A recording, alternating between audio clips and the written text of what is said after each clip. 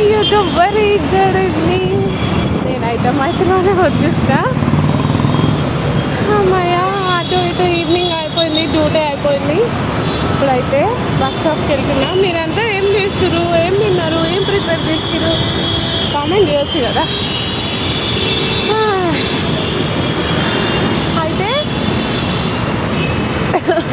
ఉన్నట్టుండి మొక్క నాకు జల్లు పట్టేసుకుంది. ఏంటో ఒక్కోసారిగా వర్షం వచ్చినట్టు చల్ల గాలి వచ్చినట్లు అనిపించింది.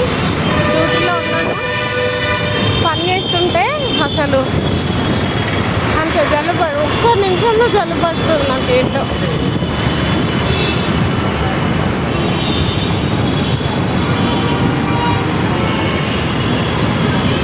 రోజు ఇదంతా నడవాలి బాబోయ్.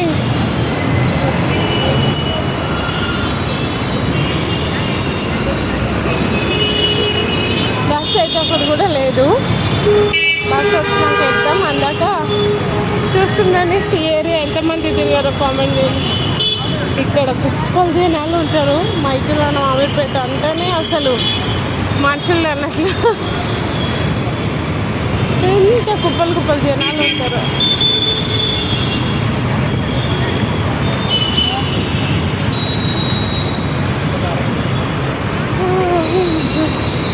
అయితే బస్ స్టాప్కి వచ్చిన, చూద్దాం బస్ వచ్చేసరికి ఎంతసేపు అవుతుందో. అమ్మా బస్ కోసం వెయిట్ చేస్తున్నా బస్ స్టాప్లో.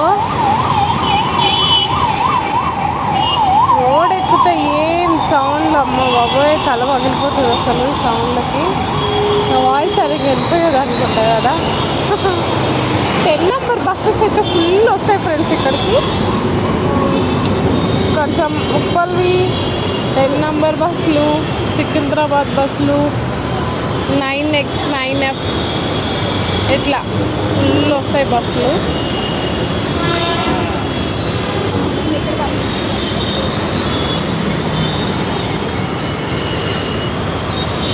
అయితే ఈరోజు లంచ్కి అయితే నేను ఏం చేసిన అంటే వైట్ రైస్, దొండకాయ ఫ్రై, మళ్ళీ విత్ కర్రీ చేసా.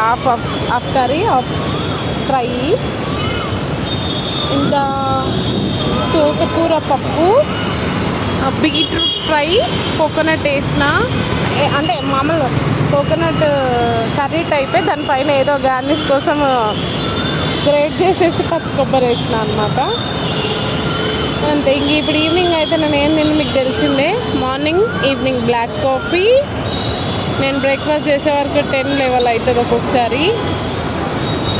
లంచ్ అయితే ఇంకా 3 అవుతుంది, 2 అవుతుంది, ఒక్కొక్కసారి 4 కూడా అవుతుంది అనమాట. ఇప్పుడు ఈవినింగ్ మళ్ళీ బ్లాక్ కాఫీ అంతే. వచ్చేయడం. ఇంటికి వెళ్ళేసరికల్లో ఫుల్ ఆకలి వేస్తుంది ఫ్రెండ్స్. నాకు ఎంత ఆకలి వేస్తుంది అంటే అంత ఆకలి వేస్తుంది. ఫస్ట్ వెళ్ళగానే ఏ పని ఎట్లున్నా సరే పక్కకు పడేసి మంచిగా అన్నం చేసుకొని, మంచిగా కూర చేసుకొని, వేడిగా ఫస్ట్ పిల్లలకి తినిపించి, ఆ తర్వాత నేను ప్రశాంతంగా తినాలి అనుకుంటా. సేమ్ అలాగే చేస్తాను అనమాట.